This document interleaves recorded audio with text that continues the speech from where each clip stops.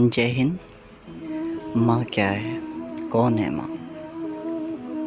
वो एक शब्द है, चिंतन है, ईश्वर है, समरूपता है या अनुरूपता है। माँ क्या है, कौन है, वो आज तक कोई कवि बोल पाया, ना किसी लेखक ने कहा और ना किसी ने उसका कोई उच्चारण किया। उसका अर्थ ही नहीं है कोई, क्योंकि माँ की करुणा और भावना का आज तक किसी ने अनुमान ही नहीं लगा पाया। क्योंकि माँ के लिए कोई क्या लिख सकता है जब माँ ने ही हमें लिखा है। आज ऐसा ही उदाहरण मैंने देखा कि रोड के किनारे पर एक व्यक्ति सोया था। उसके करीब में गया, कई लोग आसपास से गुजर रहे थे। एक माँ के दर्द को जब मैं वहाँ गया और महसूस किया, मैंने उनको कहा कि माँ, खाना खाया आपने? तो उनका जो सरल भाव से जवाब था, आप सुनकर चकित हो जाएंगे कि उस माँ ने कहा कि 3 दिन से मेरे बेटे ने खाना नहीं खाया है और वो भूखा है, उसे बुखार है। दवा लेने गई लेकिन डॉक्टर ने पैसे ना होने के कारण दवा नहीं दिया और बेटा रोड पे गिरा है। तो सोचिए, मैंने कई बेटे देखे हैं कि जो माँ को रोड पर फेंक देते हैं, और मेरे पास ऐसे कई लोग मिले हैं, वो माएँ मिले हैं जिनको मैंने आश्रम पे रखवाया है। तो मुझको दुख होता है, बहुत दुख होता है कि एक माँ है, वो इतनी सरलता से सेवा कर रही है। और मतलब मैं क्या बोलूँ, कई लोग गए जिनके पास कुछ वो खाते जा रहे थे, कुछ लेने के लिए गए, कोई आइसक्रीम खाते जा रहा था, कोई अपने बच्चे को दे रहा था, और वो माँ अपने बच्चे को सिर्फ एक रोटी खाने के लिए तरस रही थी, उसको खिलाने के लिए। तो मैं वहाँ खड़ा रहा। मुझको इस बात का दुख था कि मैं बहुत 3 दिन से उनकी मदद नहीं कर पाया।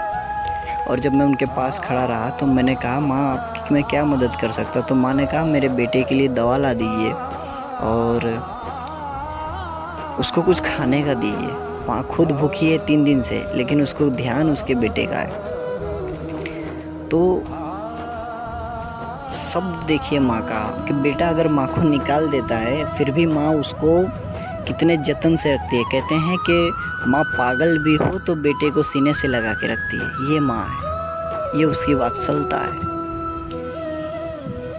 तो ईश्वर के पास आप ना जाएं, माँ के पास ही रहें, बहुत सुकून मिलता है। हाँ, आपके अंदर थोड़ी बुराई होगी तो माँ डांटेगी, मारेगी भी, लेकिन उसके जैसा अपनापन, उसके दर्द को सहने वाली जो क्षमता है कि आपकी आंखों को देख के वो समझ जाती है कि आपको तकलीफ़ क्या है, वो दुनिया में आपको कहीं नहीं मिलेगी। माफ़ कीजिएगा, वो दर्द, वो सुकून आपको पत्नी के पास या किसी के पास नहीं मिल सकता है जो माँ के पास है। और मुझे अफ़सोस के साथ कहना पड़ता है कि वो बहनें जो शादी के बाद आती हैं, जिनका लड़का उनके साथ रहता है, उनको उसकी माँ पसंद नहीं आती, और उसके कारण उस लड़के को, और मैं जहाँ तक जानता हूँ कि माँ को लड़का नहीं छोड़ता है, उसकी खुशी के लिए माँ ही सोचती है कि वो खुश रहे, मैं भले तकलीफ़ में रहूँ। माँ खुशी खुशी आश्रम चली जाती है, रोड पे निकल जाती है। घर तो उसका है, माँ का है, पिता का है, लेकिन नहीं, फिर भी उसमें इतनी निश्चलता है कि बोले ठीक है बेटा, तू खुश रहे। तो ये माँ की करुणता है। और जब मैंने उसको दूध दिया, 2 बोतल में दूध दिया, तो माँ ने यही कहा कि ये सुबह काम आ जाएगा, अभी बेटे को ज़रूरत है। अगर मैं मर जाऊंगी तो भी मुझे कोई फ़र्क नहीं पड़ेगा, मेरा बेटा खड़ा हो जाए, इसकी जगह मुझे ईश्वर बुखार दे देता। तो विनम्र है माँ, ईश्वर है माँ। और मेरी आँख से आंसू आ गए कि लोग कैसे माँ का तिरस्कार कर देते हैं। जो माँ इतनी वात्सल्य है कि बेटा पागल है या कहीं पे भी है, वो रोड पे होने के बावजूद माँ उसका इतना ध्यान दे सकती है। तो बस माँ के लिए मैं क्या लिखूं, माँ ने मुझे लिखा है। तो प्लीज़ आप लोग अपनी माँ की रिस्पेक्ट करें और लोगों की भी माँ की रिस्पेक्ट करें। ऐसा कोई भी व्यक्ति दिखता है, आप अक्सर देखिएगा कि आपके घर में ज़्यादा चावल, खिचड़ी, दाल बच जाती हो तो आप लोग उसको फेंक देते हैं या कूड़े में डाल देते हैं।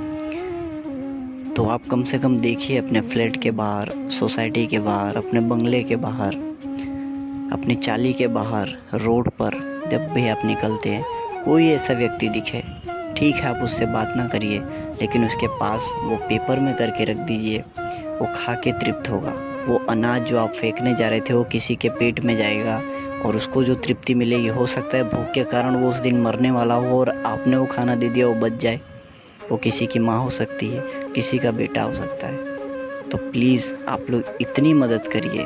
और एक रोटी अगर हर व्यक्ति अपने भूखे भाई बहनों को देने लगे तो मेरे देश में कोई भूखमरी से नहीं मरेगा। जय हिंद, वंदे मातरम।